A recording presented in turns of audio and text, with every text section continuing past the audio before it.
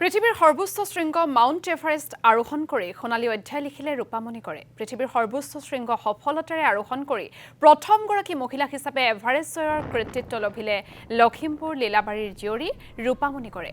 আৰু ৰূপামণি কৰৰ এনে কৃতিত্বই উৎফুল্লিত কৰিছে অসম পৰ্বতাৰোহণ সন্থাকো। সন্থাৰ মুখ্য উপদেষ্টা সত্যেন শৰ্মাই এইগৰাকী অসম কন্যাক জনাইছে অভিনন্দন। ITBP All Women Everest Expedition 21 মে 2026 চনৰ ৰাতিপুৱা 8 বজাত এভাৰেষ্ট ক্লাইম্ব কৰা দলটোত অসমৰ ভনিতা টিমুপি তেওঁ লিডাৰ হিচাপে গৈছিলে আৰু তাত অসমৰ ৰূপামণি গৌৰে এভাৰেষ্ট ক্লাইম্ব কৰিছে।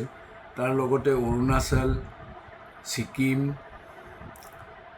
আৰু আন ৰাজ্যৰ জম্মু কাশ্মীৰকে আদি কৰি আন ৰাজ্যৰো বহু কেইগৰাকী মহিলা সদস্যাই ক্লাইম্ব কৰিছে। মই সঁচাকৈ সুখী।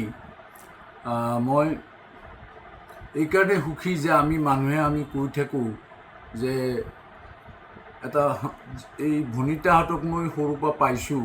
অসম পৰ্বতাৰোহণৰ বিভিন্ন যেতিয়া আমাৰ ট্ৰেইনিংবোৰ হয় ৰোহিণী কুমাৰ ভূঞাৰ ক্ষেত্ৰত ভনিতাক মই বহু আগৰ পৰাই পাইছোঁ। ডেডিকেশ্যন থাকিলে যে চব কাম কৰিব পাৰি এই কথাবিলাকে প্ৰমাণ কৰে।